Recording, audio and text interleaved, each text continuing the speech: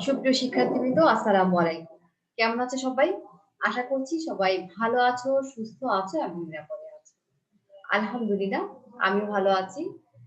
আজকে তোমাদের অনলাইন ক্লাসে স্বাগত জানাচ্ছি। এবং আজকে আমরা আইসিটির ৩য় নম্বর ক্লাসে অ্যাটেন্ড করব এবং আমরা চলে যাচ্ছি HTML এর ৩য় নম্বর ক্লাসে। আজকে আরো কয়েকটি জ্ঞানমূলক কোশ্চেন নিয়ে থেকে আলোচনা করব। তো যাবার আগে যে কথাটি বারবার বলে থাকি, সুপ্রিয় শিক্ষার্থীবৃন্দ, অবশ্যই ভিডিওগুলো প্রয়োজনে তোমাদের বন্ধুদের সাথে শেয়ার করবে এবং হচ্ছে গিয়ে তোমরা অবশ্যই চ্যানেলটিকে সাবস্ক্রাইব করে পাশে থাকবে আশা করছি। তো চলো চলে যাচ্ছি আমরা আমাদের আলোচনায়।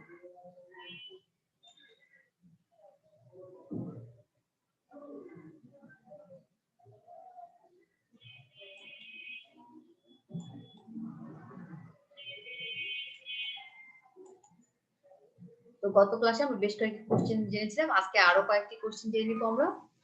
তো আজকে দেখো যে আমরা যেটা জানছি যে এস্থেটিক ওয়েবসাইট কাকে বলে। এস্থেটিক ওয়েবসাইট কাকে বলে? যে সকল ওয়েবসাইটে তোমার ডেটার মান ওয়েব পেজে লোডিং বা চালু করার পর আর পরিবর্তন করা যায় না, তাকে স্ট্যাটিক ওয়েবসাইট বলে। তাহলে আমরা যখন ইনপুট দিয়ে দিব কোনো ডাটা কোনো ওয়েব পেজে এবং সেটা আপলোড হওয়ার পর সেটা আমরা পরিবর্তন করতে পারবো না, অর্থাৎ কাস্টমাইজ করা যাবে না, সেটা হচ্ছে স্ট্যাটিক ওয়েবসাইট। এরপর হচ্ছে স্ট্যাটিক ওয়েবসাইট পেজের যে ফাইলটা আমরা হচ্ছে গিয়ে সেভ করবো, তার সেই নামের বর্ধিতাংশটা কি হিসেবে আমরা যোগ করি।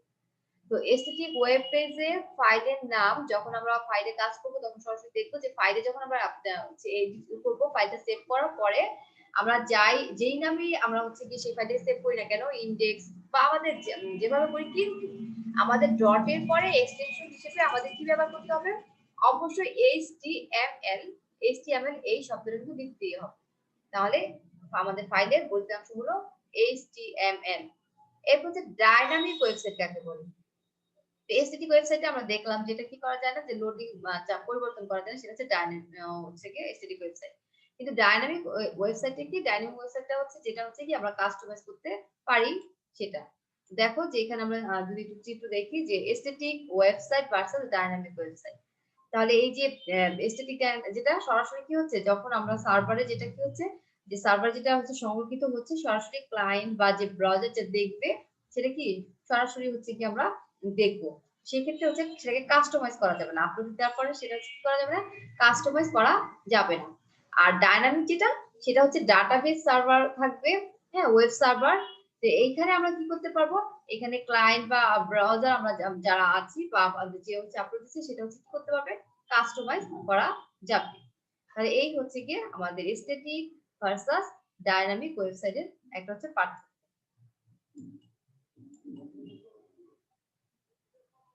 তো ডাইনামিক ওয়েব পেজের ফাইলের নামে বৈশিষ্ট্যাংশ কি? ডাইনামিক পেজের যেটা ফাইলের বৈশিষ্ট্যাংশ নাম সেটা হচ্ছে পিএইচপি, এএসপি, জেএসপি।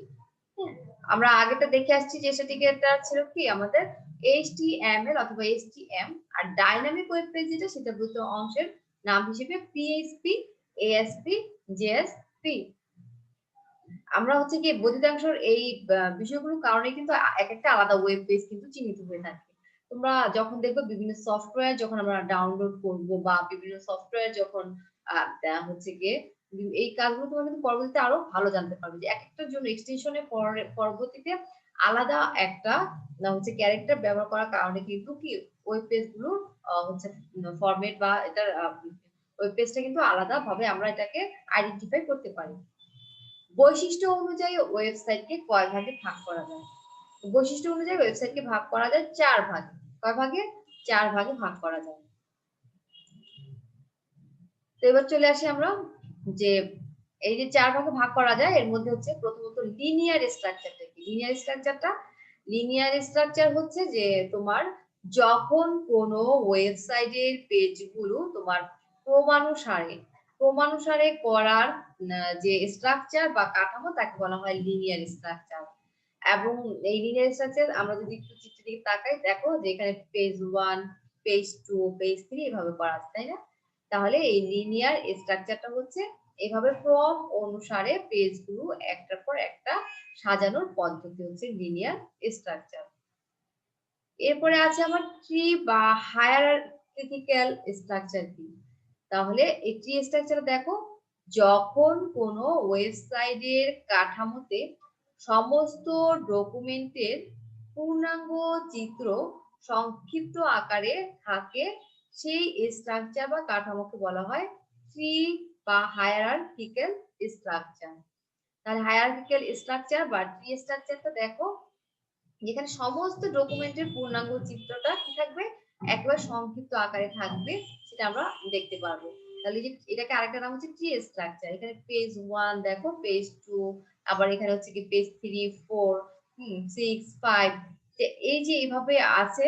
হ্যাঁ, পেজ 1 থেকে পেজ 2 তে আসছে, আবার 3 থেকে 5 এ 4 এ, এই যে এভাবে একটা ট্রির মতো শাখা প্রশাখা করে বিভিন্ন ভাবে আমরা হচ্ছে কি পূর্ণাঙ্গ চিত্রটা কিন্তু দেখতে পাচ্ছি। তাহলে এটা হচ্ছে কি আমার ট্রি বা হায়ারার্কিক্যাল স্ট্রাকচার বা কাঠামো। এরপর হচ্ছে হাইব্রিড বা মিশ্র স্ট্রাকচার কি, আমাদের চারটা স্ট্রাকচার বললাম। তাহলে হাইব্রিড বা মিশ্র স্ট্রাকচারটা হচ্ছে কি, যে যখন একাধিক কাঠামো ব্যবহার করে ওয়েবসাইটে ডিজাইন করা হয়, কি হয়, যখন একাধিক কাঠামো ব্যবহার করে, আমরা কাঠামো সম্পর্কে তো আগেই জেনে আসছি তাই না, তাহলে একাধিক কাঠামো ব্যবহার করে ওয়েবসাইট ডিজাইন করা হয়, সেই স্ট্রাকচার বা কাঠামোকে হাইব্রিড বা মিশ্র স্ট্রাকচার বলা হয়।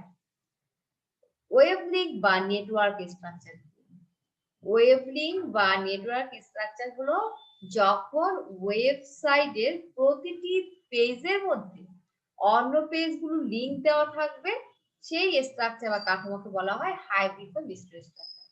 তাহলে যখন আমরা একটা ওয়েবসাইটের পেজে বাকি পেজগুলো লিংকগুলো অ্যাড করে দিব, সেটাকে বলা হচ্ছে কি ওয়েব লিঙ্ক বা নেটওয়ার্ক স্ট্রাকচার হিসেবে এটা পরিচিত। এরপর একটা কোশ্চেন দেখো, ইন্টারনেট বুলেটিন বোর্ড কি? ইন্টারনেট বুলেটিন বোর্ড যেটা, সেটা হচ্ছে গিয়ে WWW অর্থাৎ ওয়ার্ল্ড ওয়াইড ওয়েব, যেটা আমরা পড়ে আসলাম, বিশ্ব জাল, যেটা বিশ্বব্যাপী জাল, এই WWW কে ইন্টারনেটের বুলেটিন বোর্ড বলা হয়ে থাকে।